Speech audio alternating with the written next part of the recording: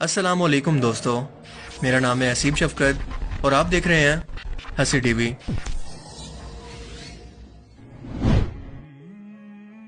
दुनिया में रहते हुए इंसान की मुख्तलिफ तरह की ख्वाहिशात होती हैं, लेकिन क्या आप जानते हैं कि मरने के बाद मैशर के मैदान में खड़ा होकर इंसान 9 तरह की ख्वाहिशात करेगा।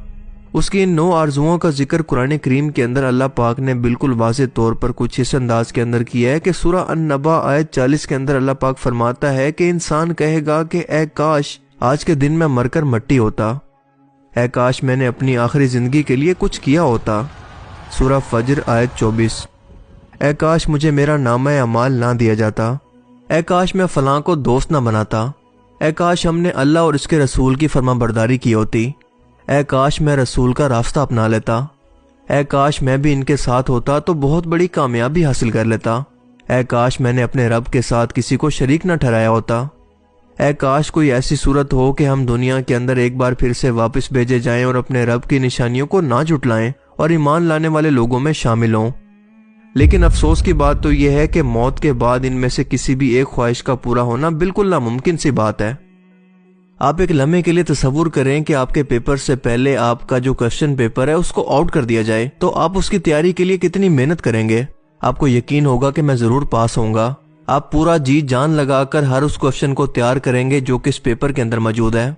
लेकिन जब अल्लाह ताला ने पूरा का पूरा आखिरत का पेपर ही आउट कर दिया है कि आपसे कब्र के अंदर क्या सवालात होंगे, मैशर के दिन आप किस चीज की ख्वाहिश करेंगे, तो उसके बावजूद भी आखिर हम लोग अपनी आखिरत की फिक्र क्यों नहीं करते।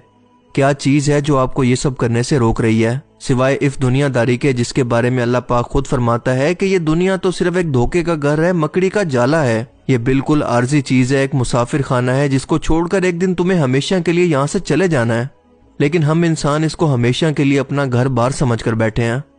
अगर हमारी आंखें हमारी मौत के बाद ही खुलनी हैं तो इसका कोई फायदा नहीं, क्योंकि हमारे अमाल तो दुनिया से हम कुछ इकट्ठा करके लाए नहीं हैं। आखिरत की करेंसी यानी नेक अमाल तो हम दुनिया के अंदर ही छोड़ कर आ रहे हैं, तो आखिरत के अंदर आखिर हम किस उम्मीद पर जा रहे हैं। क्या कभी आपने इस बारे में गौर किया?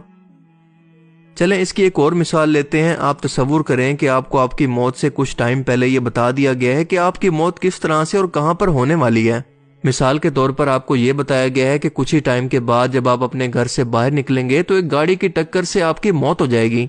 ये सब सुनकर यकीनन कोई दुनिया की ऐसी ताकत नहीं है जो कि आपको अपने घर से बाहर निकाल सके। लेकिन अल्लाह ताला की जात इतनी मेहरबान है कि उसने ना सिर्फ पेपर आउट कर दिया है बल्कि एक सीसीटीवी कैमरे के तौर पर आपको अपना फ्यूचर भी दिखा दिया है कि अगर आप दुनियादारी के अंदर रहकर उसके हुक्म की खिलाफ वर्जी करेंगे तो आपका इंजाम क्या होगा, यहाँ तक कि आपकी ख्वाहिशात क्या होंगी मरने के बाद भी। यानी अल्लाह ने तुम्हारे लिए जन्नत और जहन्नुम का फैसला पहले ही कर रखा है, लेकिन रास्ता तुम्हें चुनना है कि आखिर तुम कहां पर जाना चाहते हो। अगर इस सब के बाद भी इंसान हिदायत के रास्ते पर नहीं आता, अपने दिल को हिदायत के नूर से मुनव्वर नहीं करता, तो अपने दिल पर हाथ रखकर बताएं कि इसमें कसूर आखिर किसका है। क्या हम इंसान क़यामत के रोज अल्लाह से शिकायत कर सकते हैं कि हमें कोई डराने वाला पैगंबर नहीं आया था, अल्लाह की तालीमात हम तक नहीं पहुंची थी, या हमारे पास अल्लाह का कुरान नहीं आया था जिसके अंदर अल्लाह पाक ने वाज़ेह तौर पर खबरदार किया था कि अगर तुम दुनियादारी के अंदर पढ़कर इसी तरह से मर गए तो तुम इस तरह की ख्वाहिशात करके हमेशा के लिए अफसोस करते रहोगे, लेकिन इसका कोई फायदा नहीं होगा। ना किसी की सिफारिश काम आएगी, ना कोई धमकी, ना कोई दोस्त और ना कोई बुजुर्ग।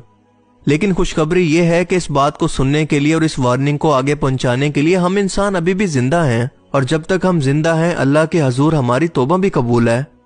आज आप सब अपना एहतसाब कर लें कि क्या आज अचानक किसी हालत के अंदर अगर आपको मौत आ जाए तो क्या आपके अमाल ऐसे हैं कि आप अल्लाह के हजूर पेश हो सकें या आपकी मेरी बख्शिश हो सके।